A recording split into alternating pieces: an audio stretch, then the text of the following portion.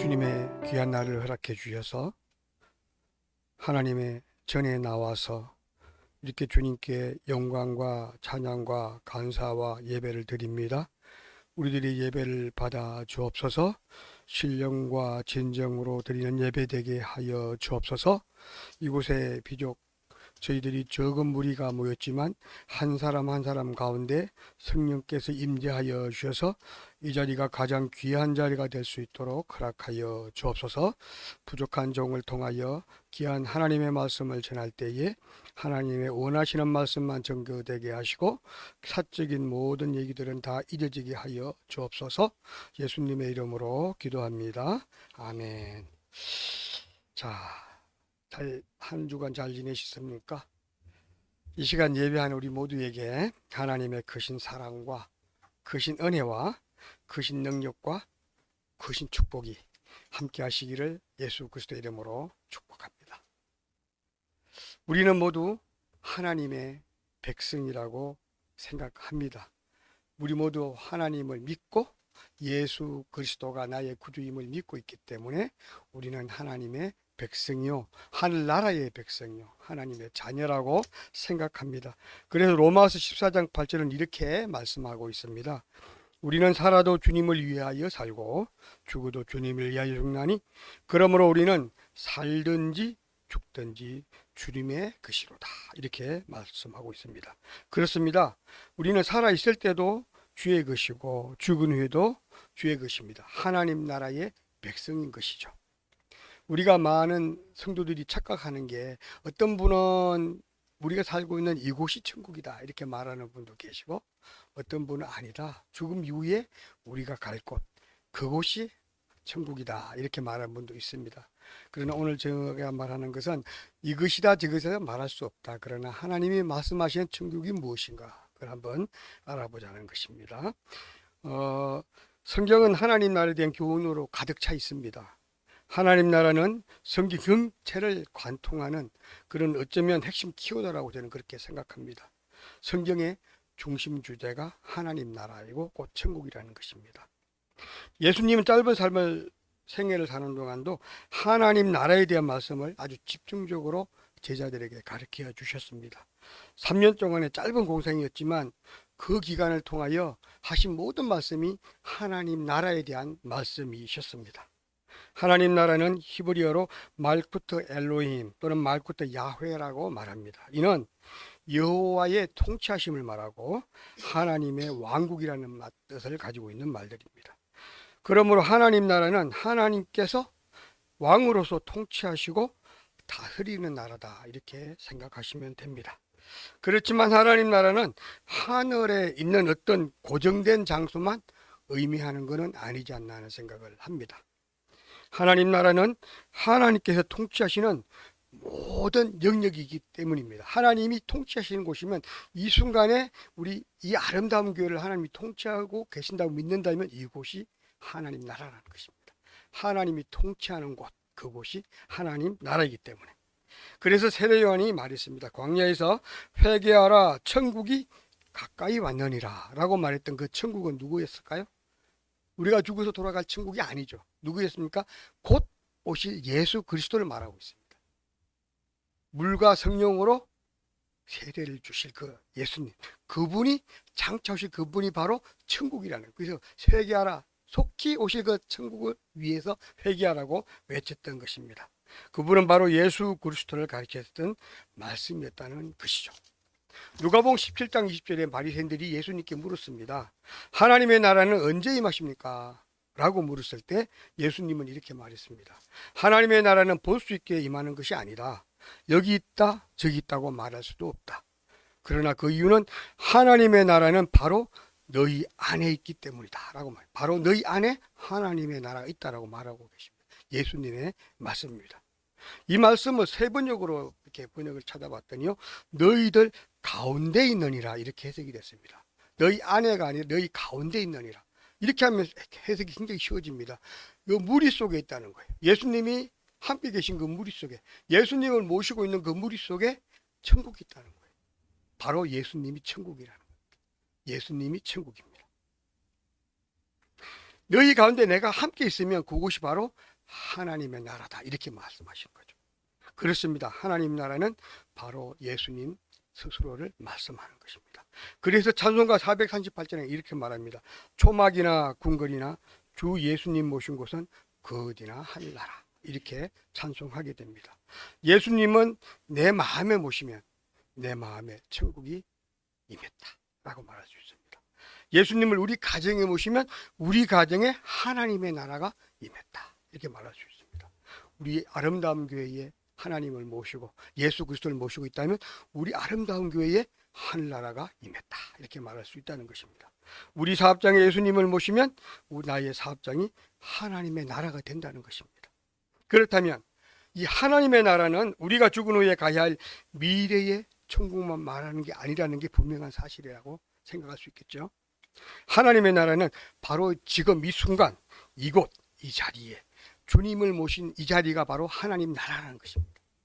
하나님이 통치하는 이 자리가 하나님 나라라는 것이죠. 개혁주의 생명신학 절대실천운동을 보니까 하나님 나라를 잘 설명하고 있었습니다. 이 운동은 성도의 삶에서 예수 생명을 실천하고 하나님 나라를 실현하기 위한 신앙운동을 말하는데요. 칼빈의 핵심 교리인 오대 솔라를 근거로 백석교단에서 추구하는 실천적 신앙운동을 말합니다. 그 다섯 번째 운동이 바로 하나님 나라 운동입니다. 그 하나님 나라 운동에 대한 설명글을 잠깐 정리해 한번 페이지 넘겨봐 주실래요? 페이지를 뒤로 넘기시면 돼요. 한번 더. 네, 그렇죠. 자, 다 같이 읽어보도록 할게요. 시작. 성령의 도우심으로 우리의 신앙과 삶의 모든 영역에서 예수 그리스도의 주 되심을 실현하는 하나님 나라 운동이다. 제가 한번 다시 설명하겠습니다. 성령의 도우심으로 우리의 신앙과 삶의 모든 영역, 우리가 살아가는 삶의 영역이라는 것은 직장도 되고요, 학교도 되고요, 사업장도 되고, 시장도 되고 다 되는 거예요. 우리 교회도 되고. 이 삶의 모든 영역에서 예수 그리스도의 주되심을 실현한, 그러니까 주님이 통치하는 세상, 그거죠. 그것이 바로 하나님 나라라고 이렇게 정리하고 있습니다. 예수 그리스도의 사랑을 통해 우리 삶 속에 하나님의 통치가 이루어지는 것, 그것이 바로 하나님 나라라는 것이고요. 우리 삶의 모든 영역, 모든 분야를 예수 그리스도께서 주관하시도록 내어주시는 것, 그것이 바로 하나님 나라를 만드는 것이다. 이렇게 생각할 수 있다는 것입니다. 아름다운 교회 성도 여러분, 예수 그리스도가 각자 내 삶의 주인 되심을 믿습니까? 아멘. 우리가 어디서 어떤 모습으로 무슨 삶을 살아가든지 내 삶의 전체 영역에서 주권을 행사하시는 것 누군가 하는 것이 매우 중요합니다. 내가 내 삶의 주권을 행사하는 사람은 인본주의 사상을 갖고 있다. 나 중심의 세상을 갖고 있다. 이렇게 말합니다. 그러나 내 삶의 모든 영역에서 주님이 나를 주관하신다면, 내 삶을 주인 되신 그분이 인도하신다면, 내 삶을 누가 인도하신다? 하나님이 나를 인도하시기 때문에 내 삶이 그곳이, 내가 살아가는 그곳이 하나님 나라라고 말할 수 있다는 것이죠. 자, 국가도 국민이 주권을 행사하면 민주주의 국가라고 말합니다. 군주, 왕이 주권을 행사하는 나라는 군주 국가라고 말합니다. 신앙도 마찬가지입니다. 누가 주권을 행사하는지가 매우 중요한데, 하나님께서 주권을 행사하면 신본주의, 하나님주의라고 말하죠. 사람이 주권을 행사하면 인본주의라 이렇게 말합니다. 아마 성경상에서 사사시대를 보면 자기 소견에 옳은 대로 행했던 혼란한 시대였습니다. 자기 소견에 따라 행했다. 이거 뭐예요? 내 생각이 중심이었다는 거예요. 인본주의 사상이 판을 치던 시대였다. 이렇게 말할 수 있고, 그 시대야말로 제약이 만연했었고 불법이 판을 쳤던 그 시대라고 볼 수가 있습니다. 오늘날은 어떤가요? 오늘은 어떻습니까? 인본주의가 주도권을 잡은 시대다. 저는 이렇게 보고 있는데 여러분들 생각은 어떤지 모르겠어요. 어쩌면 사사시대 때보다도 오늘날의 모습은 훨씬 더 강력하게 하나님의 존재를 무시하고 대려 배척하고 하나님의 존재를 마치 나의 하수물로 여기는 그런 세상이 되지 않았나 하는 생각을 합니다. 오늘날 신앙생활하는 성도들마저도, 우리 성도들마저도 두 종류의 성도가 있다고 말합니다. 그 첫 번째 성도가 어떤 성도냐면 세상의 주인이 나라고 착각하는 성도입니다. 하나님도 나를 위해서 존재한다고 믿는 성도가 대단히 많아요. 우리 교수님들 중에도 얘기하도 많이 있어요. 하나님이 내 기도를 들어주지 않으면 그 하나님 필요 없다는 거예요. 하나님이 내게 도움 주지 않으면 그 하나님은 내가 믿을 필요가 없다는 거예요. 그리고 어떤 사람들은 그래요. 하나님을 믿으면 하나님 살아 계셔서 믿는 게 아니라 도덕적인 하나님. 내가 그 성경 말씀 들을 때 아주 말씀이 너무너무 좋아서 목사님 말씀이 너무 은혜가 되어서 그것으로 이 정신세계가 힐링이 된다는 거예요. 그래서 예배를 참석하는 분들도 의외로 대단히 많았습니다. 저런 이런 분들도 자기중심의 신앙을 가지고 있다고 생각합니다. 그들은 분명히 예수님을 믿지만 여전히 내가 주인이 되어 살고 있는 성도들입니다. 그들의 삶의 중심에 언제나 내가 있고 어떤 경우에도 세상은 나를 중심으로 해서 돌아가야 된다라고 그렇게 생각합니다. 이들의 기도는 언제나 달라고만 말합니다. 이것도 주세요. 저것도 주세요. 모든 좋은 거 다 주세요. 안 주시면 하나님은 안 계시는군요. 이렇게 말합니다. 우리 아들 대학 합격시켜 주세요. 경쟁자를 다 물리치고 이번 경쟁 프리 때 우리가 합격하게 해주세요. 다른 회사는 다 떨어져도 괜찮아요. 나만 내면 돼요. 로또 매주 사가지고 이거 1등 붙여주세요. 다 주세요. 달라고만 합니다. 어떤 분은 이렇게 말합니다. 이렇게 열심히 기도했는데 안 들어주시는 하나님 안 계시다고 생각합니다. 그래서 저는 교회를 이제부터 안 가겠습니다. 이렇게 말하는 분 솔직히 있어요. 저는 주변에서 들어봤습니다. 성경은 이런 성도들 가리켜 영적 어린아이라고 말하고 있습니다. 영적인 어린아이. 영적인 어린아이에 대해서 고린도전서 3장 2절에 보니까 이렇게 말해요. 내가 너희를 젖을 먹이고 밥을 주지 않았는데 이는 너희가 나의 말을 감당하지 못하기 때문이다. 정말 어린아이는 그렇다는 거예요. 어려운 말하면 못 알아들어요. 또 딱딱한 음식을 주면 씹을 수가 없어요. 그래서 죽을 주고 젖을 주고 그런 어린아이의 모습입니다. 영적인 어린아이도 마찬가지라는. 그러나 장성한 모습에 대한 고린도전서 13장 11절의 말씀을 보게 되면 내가 어렸을 때는 생각하는 것도 어린아이 같고 깨닫는 것도 어린아이 같고 말하는 것도 어린아이 같다가 내가 장성한 분량 성인이 되어서는 어린아이의 일을 모두 버렸노라. 그때부터는 어때? 생각하는 게 깊이가 있고 깨닫는 것도 깊이가 있고 말하는 것도 함부로 말하지 않고 사력 있게 따져서 말하게 되고 조심해서 말하게 되고 상대방을 이대요 좀 더 배려하게 되고 이렇게 된다는 것이죠. 그 바로 장성한 분량의 성도, 영적인 성인이라는 것이죠. 우리가 이제 하나님을 믿은 지 오래됐습니다. 10년이 되고 20년이 됐잖아요. 그런데도 똑같은 사람이 너무 많아요. 신앙이 성장하지 않는 어린아이 같은 신앙. 불쌍한 사람들이 불쌍한 사람. 성도가 영적인 어린아이일 때는 생각하는 것, 말하는 것, 깨닫는 것이 모두 어린아이와 같기 때문에 그분들에게 말도 함부로 하면 안 돼요. 금방 삐쳐서 안 나와요. 너무너무 조심스러워서 그냥 애지중지 그냥 살살 모시고 언제까지 그래야 자라야죠. 성인이 되고 자기가 또 새로운 사람을 낳고 그래서 새로운 어린아이를 양육할 수 있는 능력이 돼야 되는데 끝까지 죽을 때까지 어린아이로 성장하는 그런 성도도 있습니다. 참 안타까운 성도들이죠. 또 두 번째 성도의 스타일은 부류는 하나님을 나의 주인으로 모시고 살아가는 사람들입니다. 이 사람은 삶의 중심에 하나님을 모시고 살아가기 때문에 매사에 하나님 중심으로 생각하고 하나님의 뜻을 찾았고 하나님이 생각하는 깊은 뜻이 어디 있는지 의도가 어디 있는지 항상 생각하면서 기도하고 묻습니다.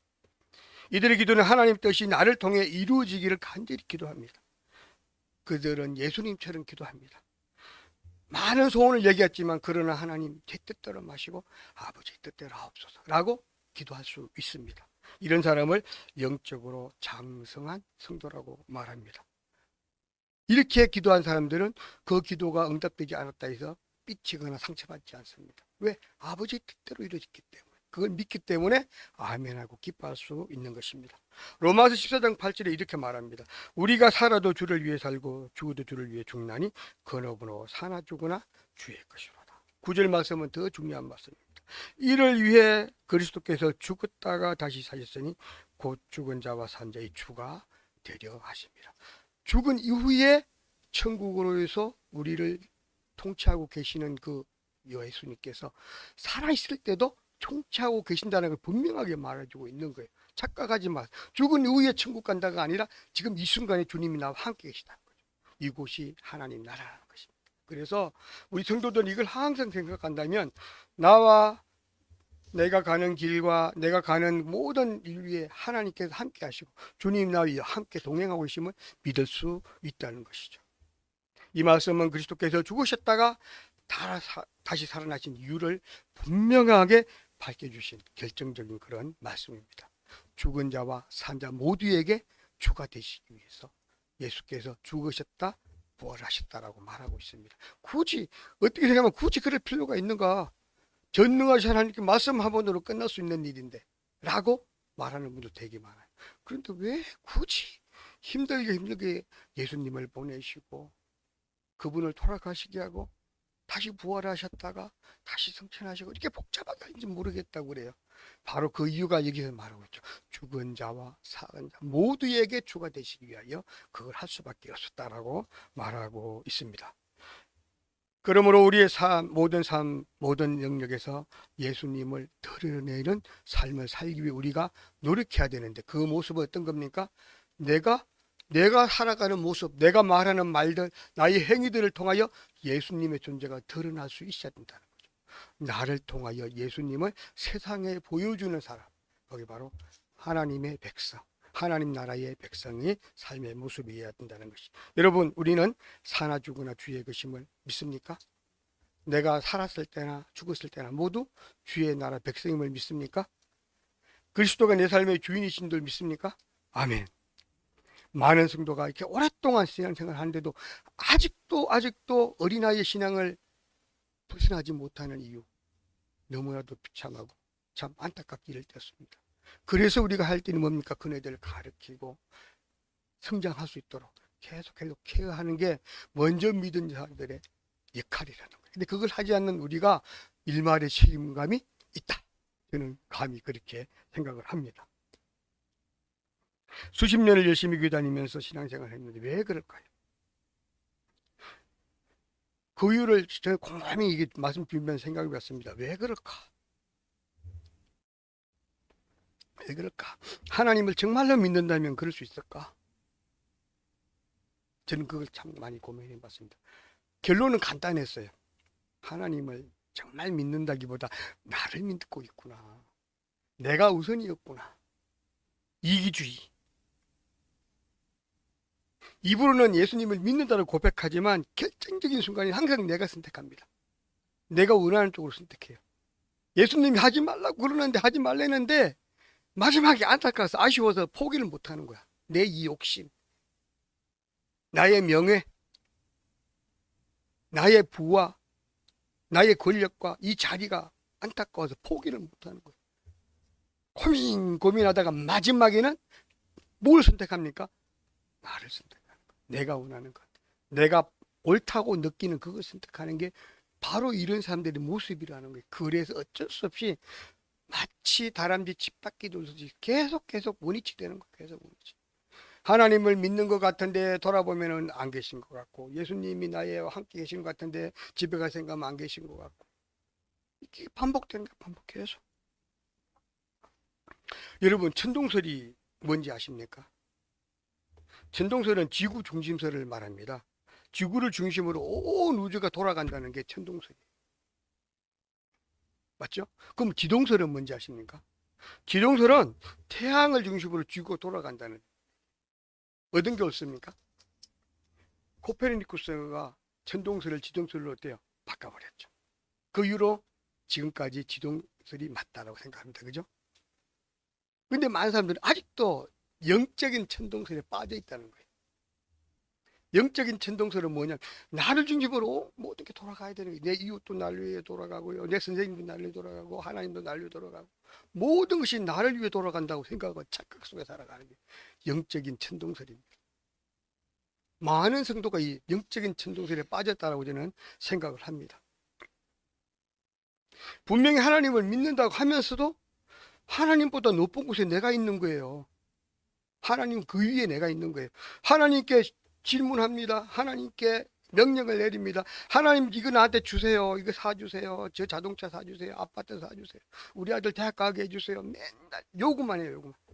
안 해주면 하나님 미워요. 안 계시는군요. 제가 하나님도 안 계신데 잘못 믿었군요. 기도도 잘못됐고. 이렇게 착각하는 거예요. 왜? 다 내 중심의 생각이기 때문에 그렇게 되는 거예요. 내가 있기 때문에 하나님도 존재한다고 그렇게 믿기 때문에 그렇습니다. 이들이 드리는 기도는 무조건 응답받아야만 하고요. 그렇지 않으면 금방 시험에 들어버립니다. 이런 모습이 바로 영적 천동설에 빠져있는 성도의 모습이라고 생각합니다.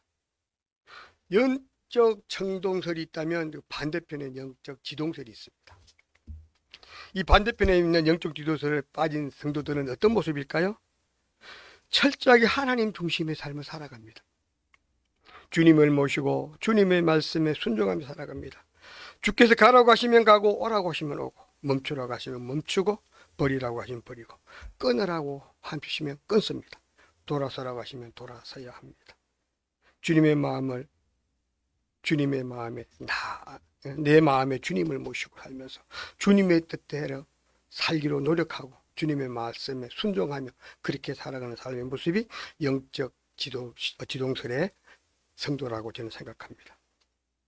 평소 주님이 이끄신 대로 철저하게 순종하는 사람, 바로 이런 사람입니다.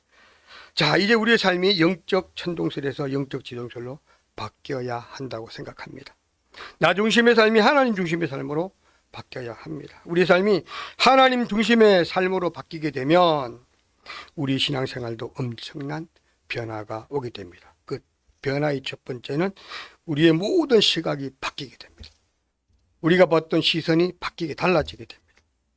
우리의 삶이 하나님 중심으로 바뀌었기 때문에 세상을 보는 눈도 달라집니다. 모든 것을 내 중심으로 바라봤던 우리 시선이 하나님만 바라보는 입장이 되게 됩니다. 하나님 내 삶의 주인으로 바라보면서 하나님의 뜻을 늘 생각합니다. 이전에는 사람들을 함부로 판단하고 함부로 정죄하고 함부로 비판했었는데 이제는 시각이 바뀌니까 예수님 입장에서 생각합니다. 상대방 입장에서 생각합니다. 따뜻한 눈길로 그를 바라보게 되고 용서하게 됩니다.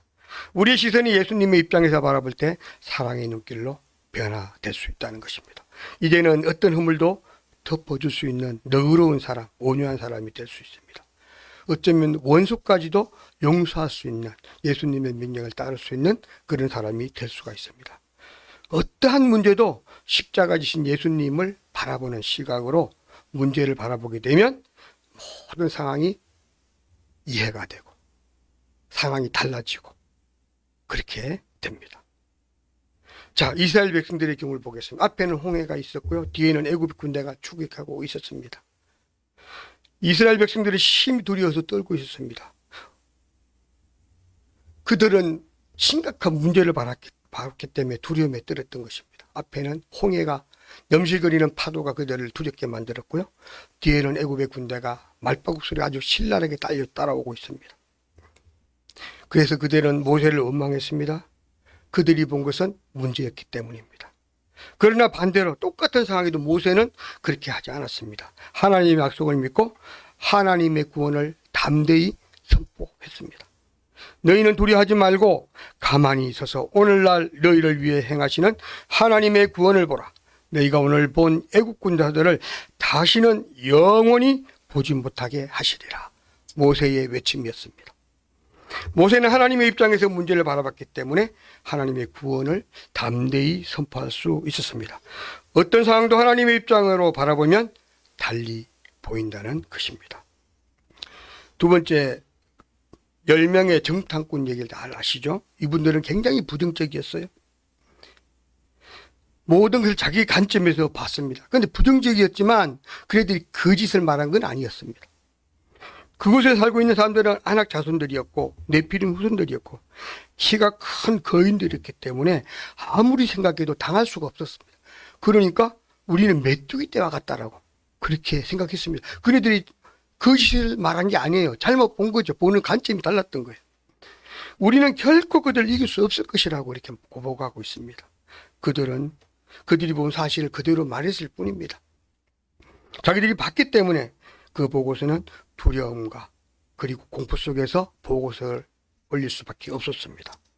그런데 두 사람 여호수아와 갈렙은 하나님의 입장에서 그 모든 상을 받습니다. 그랬더니 하나님이 우리와 함께 계시면 이렇게 보고가 됩니다. 하나님이 우리와 함께 계시면 저들은 우리의 밥입니다. 그러므로 올라갑시다. 이렇게 보고하게 됩니다. 우리가 능히 이길 수 있습니다라고 선포하게 됩니다. 바로 관점이 달라집니다. 시선이 달라집니다. 보는 관점이 하나님 중심에서 보게 되면 전혀 다른 관점으로 보여진다는 것입니다. 우리 삶 속에서도 마찬가지라는 것이죠. 우리가 당한 고난도 마찬가지입니다. 하나님의 시각으로 바라보면 모든 상황이 달리 보일 수 있습니다. 하나님의 시각으로 고난을 받던 욥은 이렇게 고백합니다. 나의 가는 길은 오직 그가 하시나니 그가 나를 단련하신 후에 내가 정금같이 되어 나오리라. 엄청난 시련 속에서 욥이 고백했던 신앙 고백입니다. 하나님의 관점을 본 욥은 이렇게 말할 수 있었던 것이죠. 사랑하는 성도 여러분, 사람도 그렇고요, 문제도 그렇고 상황도 그렇고 어떤 고난과 역경도 하나님의 시각으로 바라보면 전혀 다르게 볼 수 있다는 것을 꼭 잊지 마셔야 합니다. 두 번째, 우리의 생각이 하나님 중심으로 바뀌게 되면 우리의 기도가 달라집니다. 첫 번째는 뭐였죠? 시각이 달라지고, 두 번째 기도가 달라진다. 우리의 기도가 달라집니다. 완전히 새롭게 달라집니다. 나 중심의 기도가 하나님의 중심의 기도로 바뀝니다. 하나님 시각으로 드린 기도는 당연히 하나님이 기뻐 합당하게 받으실 기도이기 때문에 응답이 될 수밖에 없습니다. 솔로몬의 기도를 보겠습니다. 솔로몬이 어린 나이에 왕이 된 후 1000번제를 드리고 하나님께서 꿈에 나타나셔서 내게 무엇을 줄고 너는 내게 구하라고 했을 때 솔로몬은 자기를 위해서 엄청난 부를 구하지 않았습니다. 원수들을 물리쳐 주기를 구하지도 않았습니다. 그는 백성들의 법적 문제를 잘 판단할 수 있는 지혜를 달라고 그렇게 구했습니다. 그랬더니 그 기도가 하나님 마음에 딱 맞아서 엄청난 지혜의 왕으로 그에게 축복해 주실 뿐만 아니라 그가 굳이 구하지 않았던 부귀와 명예와 영광까지도 주었다는 사실. 우리의 기도가 어떻게 달라져야 될지를 여기서 알 수가 있습니다. 그렇게 달라고 주시라고 했는데도 안 주셨던 그 하나님이 바로 솔로몬의 기도처럼 하나님 보시기에 합당한 기도를 우리가 하게 되면 구하지 않은 것까지도 주신다는 것이죠. 필요한 것이 무엇인지 알고 계신 주님께서 채워주신다는 말씀입니다. 솔로몬은 하나님이 원하시는 기도를 했기 때문에 축복을 더불어 받았다는 사실입니다. 마태 8장에 보면 한 나병 환자 이야기가 나옵니다. 그는 예수님께 기도하고 있습니다. 주여, 주께서 원하시면 나를 깨끗게 할 수 있나이다. 엄청난 기도입니다. 자기의 입장 기도가 아닙니다. 예수님의 입장 기도입니다. 주님이 원하시면 나를 고쳐주십시오. 이렇게 기도하고 있습니다. 제가 만약에 그때 기도했으면 주여, 제가 지금 너무너무 아파 고통스럽습니다. 제 병 고쳐주십시오. 대부분 그렇게 기도하지 않습니까? 이 환자는 그렇게 말하지 않았어요. 주여, 주께서 원하시면 나를 깨끗게 하실 수 있나이다. 이렇게 기도했어요. 그랬더니 주님께서 뭐라 그럽니까? 환부를 만지시면서 주여 주께 했더니 내가 원하노니, 누가? 예수님 스스로 내가 원하노니 깨끗함을 받아라. 주님이 원하시면 고칠 수 있나 이랬더니 그래, 내가 원한다. 고쳐지기를 원하냐? 그게 아니에요. 내가 원한다. 깨끗하게 될지어다. 예수님의 기도가 그렇게 응답이 됩니다. 우리의 기도가 어느 방향으로 가야 될지를 분명하게 알 수 있는 기도의 방향입니다. 여러분, 기도 응답을 원하십니까? 우리의 기도를 나 중심에서 하나님 중심 기도로 바꿔보시기 바랍니다. 내가 응하는 기도와 하나님의 뜻을 일치시키도록 채널을 돌려서 맞추십시오. 그렇게 시선의 파장이 일치되면, 하나님의 시선과 나의 시선이 일치되면, 예수 그리스도의 시선과 내 시선이 일치되면 놀라운 역사가 나타나고 주의 즉각적인 응답이 나타날 수 있다는 말입니다. 무슨 일을 시작할 때마다 하나님의 뜻을 묻는 기도를 드릴 수 있습니다. 성도는 누구나 그래야 하는데 그렇게 못하는 사람이 참으로 많습니다. 하나님 어떻게 해야 하나요? 이거 어떻게 하면 좋을까요? 제가 갈까요 말까요? 이거 살까요 말까요? 시작할까요 말까요? 이렇게 물어보고 하면 너무나 좋은데 안 하는 거예요. 지 마음대로 해놓고 나중에 하나님, 제가 하나님 열심히 봉사하고 열심히 주님을 믿고 헌금하고 했는데 왜 안 도와주세요? 라고 부르짖는 사람들이 참으로 많습니다. 그러나 먼저 묻고 하시면 어떨까요? 먼저 물어볼까요? 늘 하나님의 뜻을 묻는 기도를 하고 살아가면 어떨까요? 근데 사실 그렇게 하는데도 응답이 쉽게 오지 않는 경우 되게 많습니다. 그죠? 되게 많아요. 근데 여러분들 조용히 눈을 감고 기도해 보십시오. 하나님이 원하시는 기도는 확신이 옵니다. 진짜 확신이 와요. 눈 뜨고 그냥 계산하면 안 될 것 같아요. 컴퓨터를 쳐도 안 될 것 같은데 눈 감고 조용히 주니까 응답하고 기도하면 확신이 와요. 될 것 같다. 뭔가가 기쁨이 오고 확신이 와요. 하나님의 뜻이라고 볼 수 있지 않을까요? 근데 그 반대로 너무 화려하고 아름답고 그런데 기도만 하면 불안하고 뭐가 답답하고 이것저것 막 잡생각만 나고 이러면 그게 하나님 원하는 기도일까요? 저는 아니라고 생각해요. 그것 또한 하나님의 응답이라고 저는 생각합니다. 여러분들 우리의 기도가 응답되길 원하시면 모든 일을 하기 전에 항상 하나님의 뜻을 물어보는 지혜로운 성도가 됐으면 좋겠습니다. 아무리 좋아 보여도 하나님의 뜻이 아니면 응답되지 않았으면 좋겠다. 왜? 무슨 얘기입니까? 주여 내 뜻대로 마옵시고 하나님의 뜻대로 하옵소서. 이 기도가 참 중요합니다. 꼭 그렇게 기도를 마쳤으면 좋겠습니다.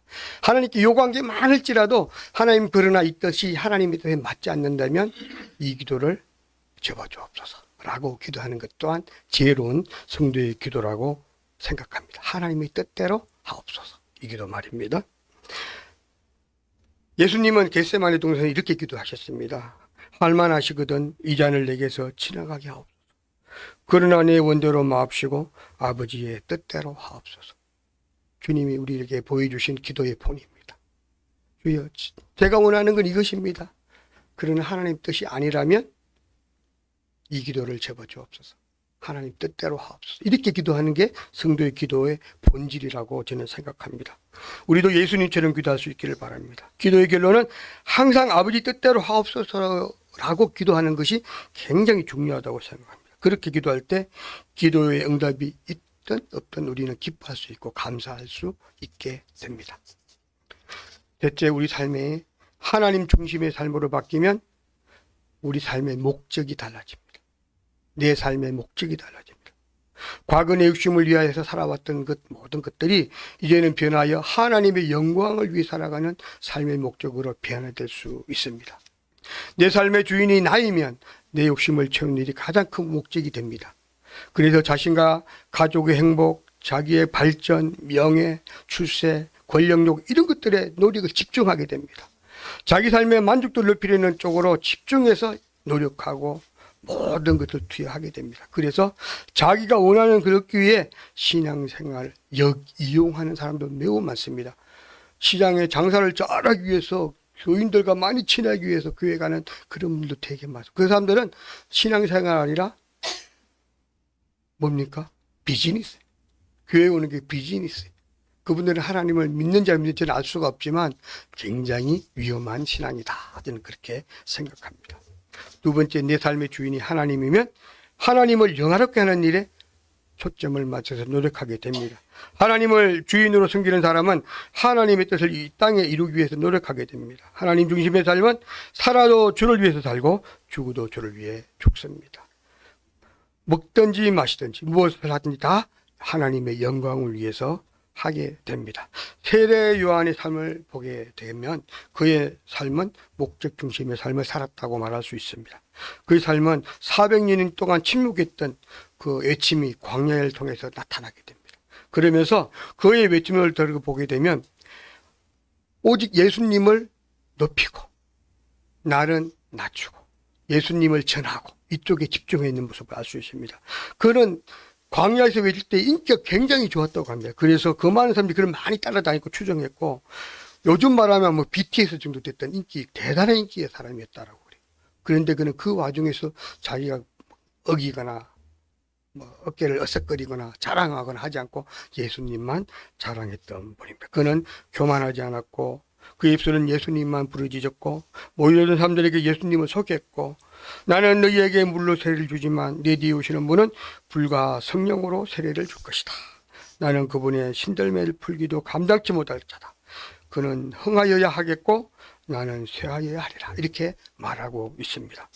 세례 요한은 철저히 주님만 높이는 일을 했습니다. 그는 존재의 목적이 분명하기 때문에 결코 흔들리지 않았던 것입니다. 사도 바울의 삶은 또 어떻습니까? 부활하신 예수님을 다메섹 동산에서 만나고 난 이후에 그의 삶은 목적이 완전히 달라졌습니다. 지금까지 자랑했던 그런 모든 것들 다 배설물로 여겼습니다. 그는 이제 복음을 위해 자신의 모든 삶을 바치게 되었고 그의 고백을 들어보면 이렇게 말합니다. 나의 달려갈 길과 주 예수께 받은 사명 곧 은혜의 복음을 정언하는 일을 마치려 하면은 나의 생명조차 조금도 귀한 것으로 여기지 아니하였노라. 놀랍지 않습니까? 사도 바울은 삶의 목적이 분명했을 때 끝까지 흔들리지 않고 그 사역을 감당할 수 있습니다. 부족하지만 제 삶도 마찬가지로 저는 생각합니다. 저 또한 누구보다 자유롭게 살았던 아주 무용원의 사람이었습니다. 술도 많이 마셨고 거의 친구들과 깡패처럼 살았고 진짜 보잘것없이 살았던 사람인데 제 삶에 성령께서 임하시고 난 후에 제 삶은 완전히 변했었습니다.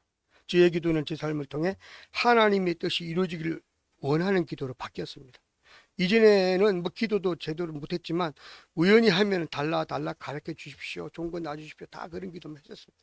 그랬는데 성령의 체험을 이후에 기도가 바뀌었습니다. 제 기도는 자랑이 아닙니다. 하나님이 바꿔주신 걸 얘기하는 겁니다. 제 기도는 하나님의 사역을 방해하지 않게 하옵소서. 하나님 사역에 노하지 않게 하옵소서. 하나님이 저를 통하여 하나님이 하고자 하는 이루기를 원합니다. 이렇게 기도 바뀌었습니다. 제 안에 예수 그리스도의 비전이 심어졌을 때 저는 어떠한 실패도 두려워하지 않을 수 있게 되었습니다. 다니던 직장에서 명예퇴직을 당하게 어느 날 갑자기 당하게 됐지만 그 과정에도 두려워하지 않았습니다. 하나님이 나에게 주실 새로운 직장을 생각할 수 있었기 때문에 하나님께 맡기고 담대할 수 있었습니다. 그 결과가 지금 이제 교수의 자리에 올 수 있었던 것이죠. 제게 닥친 어려움을 통해 새롭게 빚으실 하나님의 조각품을 기대하는 신앙으로 바뀌었습니다. 저를 통해 이루실 하나님의 계획을 기대하면서 은혜의 기쁨을 누릴 수 있게 되었습니다. 어떤 고난도 나를 통해 이루실 하나님의 계획을 기대하면서 변화된 내 모습을 상상하기 시작했습니다. 그때부터 저는 매주마다 하루를 온전히 주님을 위한 시간으로 드리기 시작했습니다. 대학 내에 캠퍼스 전도 동아리를 만들었습니다. 매주 목요일이면 오후 2시부터 준비하여 빵 나눔 전도 활동을 하고 있습니다. 처음은 혼자 시작했는데 하나님은 저 혼자 하는 것을 그냥 보고만 계시지 않았습니다. 함께 복음을 전할 동역자를 보내주셨고 그들과 함께 9년 동안 그쳐서 아직도 한 번도 쉬지 않고 지금까지 매주 복음을 전하고 있습니다. 요즘은 놀라운 일이 나타나고 있습니다. 매주 그 20, 30명의 학생들이 주님을 영접하게 되고 영접 기도를 하게 되고 그네들이 하나님 믿겠다고 외칩니다.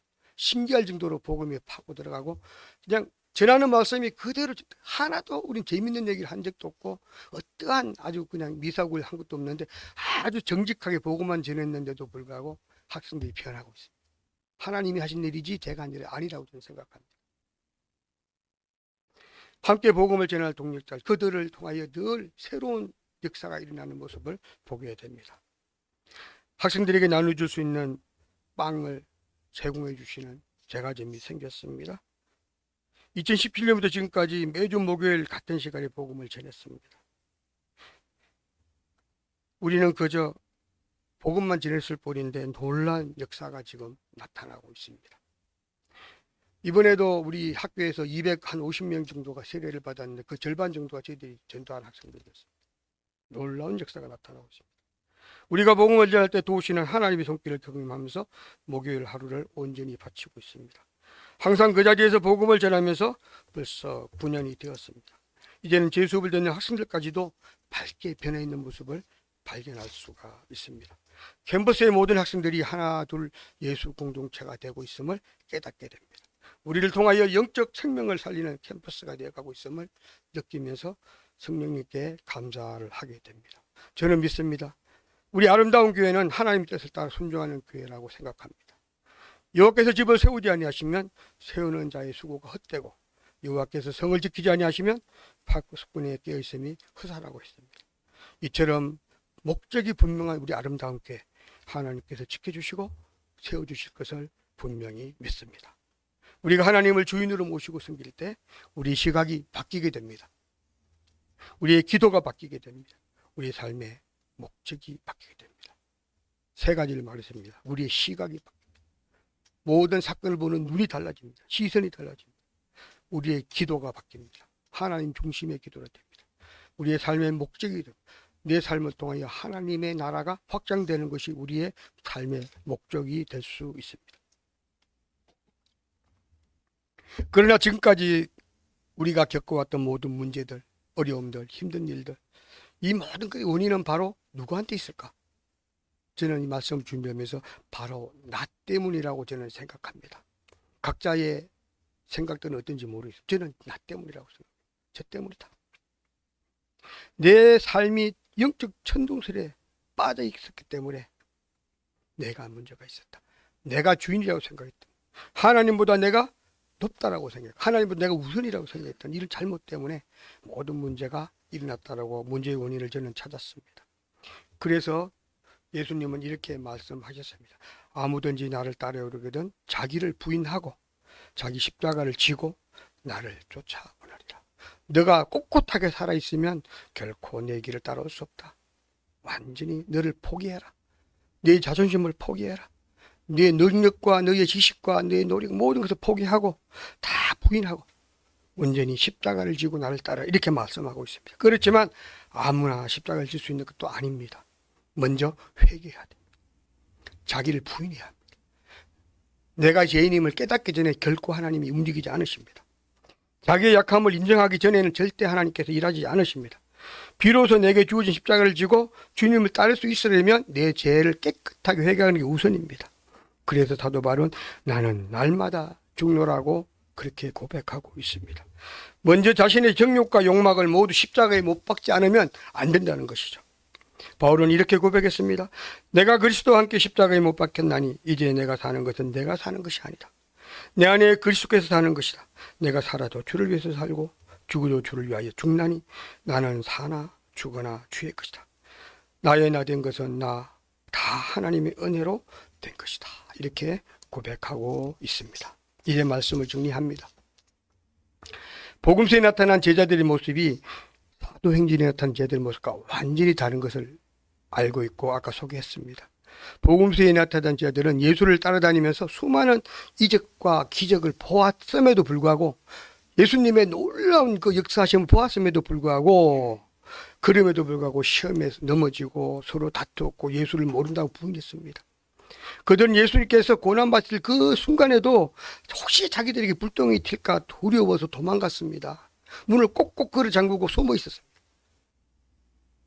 이것이 바로 복음서에 나타나는 예수님들의 모습이에요.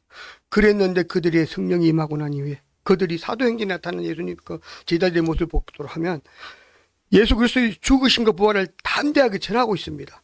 붙잡혀 협박과 채찍을 맞으면서도 복음을 전하고 있습니다.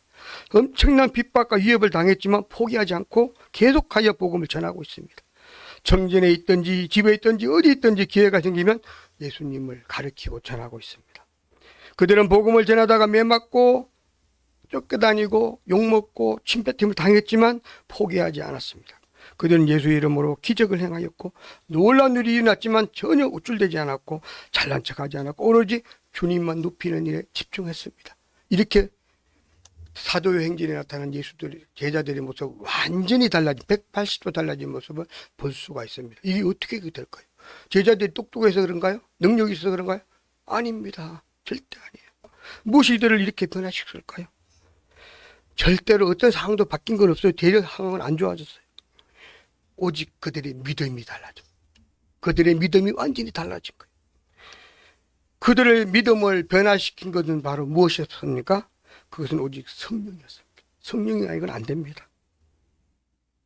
그들이 마가 다락방에 모여서 뜨겁게 기도하면서 성령의 오심을 예수님의 약속을 믿고 성령 기다리고 간절히 기다리고 있을 때에 바람 같던 성령, 불 같은 성령이 강력하게 임하였고 그 순간 그들은 완전히 변했습니다. 성령이 충만하게 임했을 때 그들은 담대하게 복음을 전하는 정인으로 바뀌었던 것입니다. 성령께서 그들과 함께 하실 때 삶의 모든 영역에서 예수의 주되심을 선포할 수 있게 됐습니다. 성령께서 함께 하실 때 우리 삶을 통해 예수 그리스도의 주되심이 실현되었습니다.